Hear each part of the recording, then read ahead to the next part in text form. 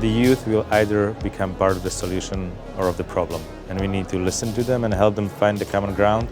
It's young people who are voicing their views on social media and other digital platforms. The youth is absolutely the future.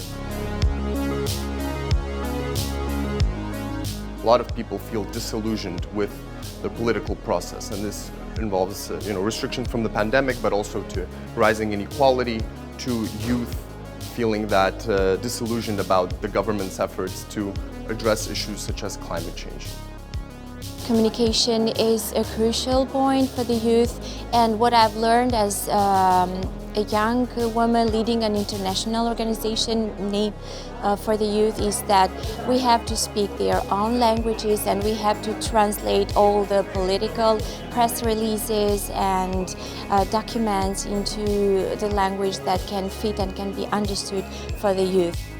It's very important that people feel that they're part of the political process, that they're not just pawns in some wider geopolitical game.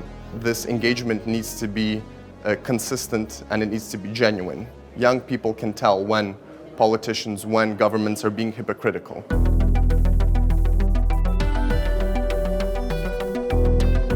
A more creative approach, including unorthodox, perhaps, opinion leaders, various influencers, various different tools for engaging these audiences that feel disillusioned. I think that the best way to equip youth is make them understand what security is, what NATO does, to talk more in schools, in high schools, in universities, of what security means for a country. Less hierarchical forms of communication, less stiff press conferences, less bureaucratic memos or a very technocratic language. Use President Zelensky as an example. Where young people can help us, since they kind of are looking towards the future, they can help us find the narrative about the future, like who we are, what we are trying to do, what their future should be about.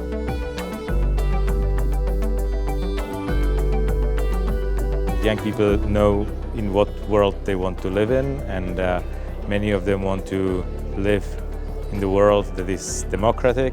If democracy doesn't work, people start seeking alternatives. If we lose the youth, we will lose the war. It's that simple.